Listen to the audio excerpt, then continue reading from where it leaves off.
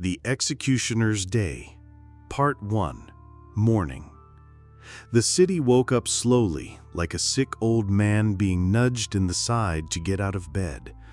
First came the tolling of the bell from the tower.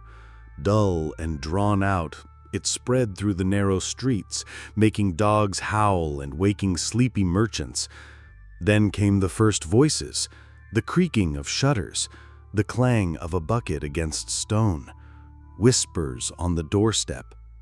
But in the tower, where it smelled of iron, smoke, and old blood, the morning began earlier. He sat at the grindstone.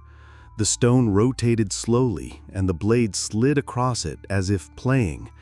Each movement was deliberate, careful. Too much depended on the sharpness of this blade. The crowd would say, "The blow was quick," or "The executioner disgraced his craft, tortured the man." And then ridicule, spitting, curses. Even his masters, those who held power in their hands, would not tolerate disgrace. The axe was old, but beloved. The handle was smooth from the sweat of his palms, slightly cracked at the base. The blade was wide, heavy, polished by hundreds of deaths. The executioner knew every scratch on the metal, every dark spot. He did not consider them marks. He called them scars. Weapons, like people, have their own memories. He worked in silence as the gray light slowly filtered through the narrow window. Somewhere far away, roosters crowed, but here in the tower, there was nothing but the sound of the whetstone. Memory sometimes slipped him unfamiliar faces. Yesterday's thief who was hanged in the square, the woman who stole bread from the master and begged him to spare her children. He didn't listen. He shouldn't have listened. He knew one thing: every sentence was written not by his hand. He was merely the continuation of someone else's will. But this knowledge brought him no peace. He remembered a time when people feared him less, when his work still seemed necessary, not a curse. Now, children pointed fingers at him, women turned away, men would have spat at his feet if they weren't afraid. He was neither one of the common people, nor one of the nobility. He was alone. There was a knock at the door. "Executioner," the guard's voice was rough but familiar. "The hour is near. The order has already been announced." He opened the door. A guard in worn armor, smelling of beer and sweat, entered the cell. Behind him was a scribe with a parchment, a thin face, ink-stained fingers. "Today is the execution," the guard said dryly. "Lord Carvin, accused of treason against the king. You know what to do." The scribe looked up from the scroll. His gaze lingered on the axe, on the fresh gleam of steel, and there was something more than curiosity in that gaze, almost a superstitious fear. The executioner nodded silently. But the guard did not leave immediately. He stepped closer, leaned in, and his voice grew quieter. "Listen, there are people who need this execution to be remembered, so that everyone can see how traitors suffer. Don't rush. Give the crowd bread and circuses." His breath smelled of onions. The executioner slowly stepped back. He didn't answer. The guard grinned, slapped him on the shoulder, and left. The scribe remained in the room. He nervously wound the edge of the scroll around his finger, avoiding eye contact. Then he whispered, as if afraid that the walls would hear him, "They say Lord Carvin is innocent, that he was framed. He was too much of a hindrance to the king." The executioner looked at him, long and hard. The scribe fell silent and hurried after the guard. Silence fell again, only the axe on the table, and the thought that had lodged itself in his head was, quickly or slowly? He went out into the street. The city was already buzzing with the execution. People were discussing the verdict at the shops, arguing, shouting. Old women shook their heads. Young people argued about who was right. The wine merchant poured cheap drink into mugs. For courage. Children ran around the square, arguing about who would be the first to see blood. The executioner walked among them, and the crowd parted like water under a heavy stone. No one wanted to touch him, but everyone watched, some with disgust, others with curiosity. The scaffold was already being erected in the square. The damp boards creaked under the hammers. Dark spots of yesterday's blood stained the straw. They hadn't had time to wash them away. The smell of iron and burning was thick, like smoke. He stopped at the foot of the scaffold. He took a deep breath. In an hour, he would have to climb onto those boards. While the crowd gathered, he sat apart in the shadows, watching. The city was hungry, not only for bread, but also for spectacle. They had not come here for justice. They had come for blood. Even those who pitied Lord Carvin still wanted to see his head roll. Such was the crowd, greedy, loud, fickle. The executioner knew that there was no such thing as the right blow for everyone. For some, it would elicit cries of joy. For others, whispers of curses. And for him, just another scar on his soul. He looked up at the tower. The sun had already emerged from behind the clouds. The time was approaching, and with it, the choice. Part 2. Execution. The square was bustling. Stalls selling pies and roasted meat smelled of fat and onions, and smoke from the fires hung over the crowd.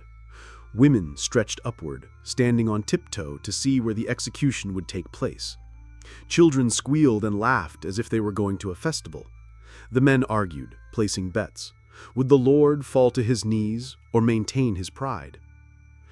The executioner felt the noise pouring into his ears, pressing down on him. The crowd was like a beast, many-headed, hungry, eager for spectacle. It could not be satisfied with words. It needed meat, blood, and fear. The gates creaked. The guards led Lord Carvin out. The chains on his hands clanked loudly, each note ringing like a mockery. He walked slowly but steadily, his head held high and his gaze steady. His face was pale, his lips pressed together. The wind ruffled his hair, and his once luxurious cloak was now torn and stained with mud. The crowd greeted him with shouts.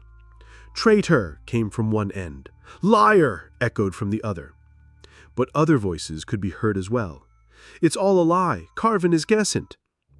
The executioner noticed that in the front rows of the crowd, closer to the scaffold, stood people in expensive cloaks with rings on their fingers. They did not shout. They were silent and watched intently, appraisingly.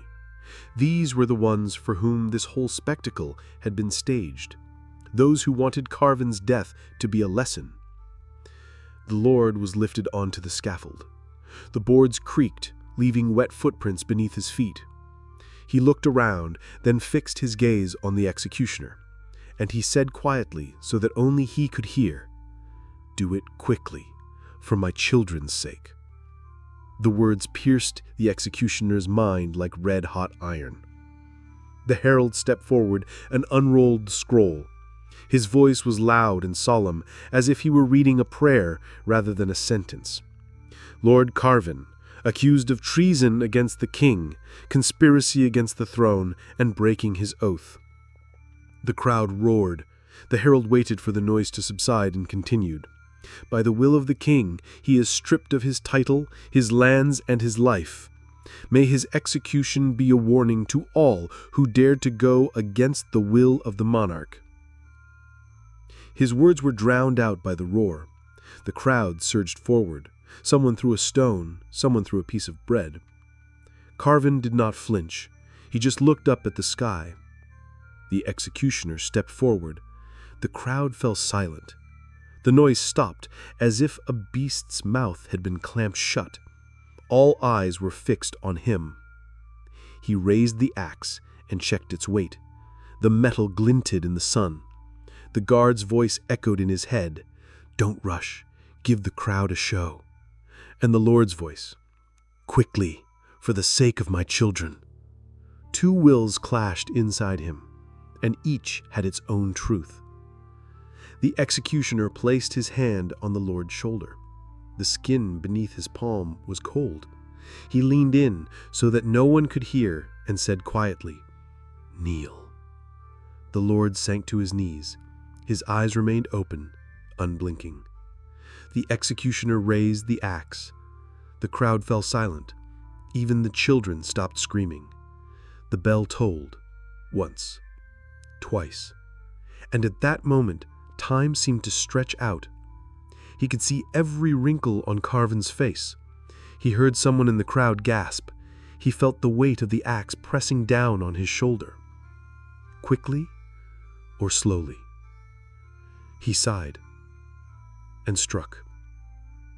The blow was swift, clean. The blade entered the flesh without resistance.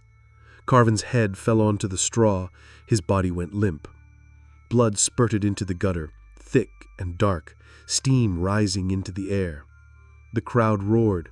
Some shouted, "Long live the king!" Others cursed and spat, saying it was over too quickly. Some cried. The executioner stood motionless, axe in hand, blood on the blade. Those in the front rows, dressed in expensive cloaks, looked gloomy.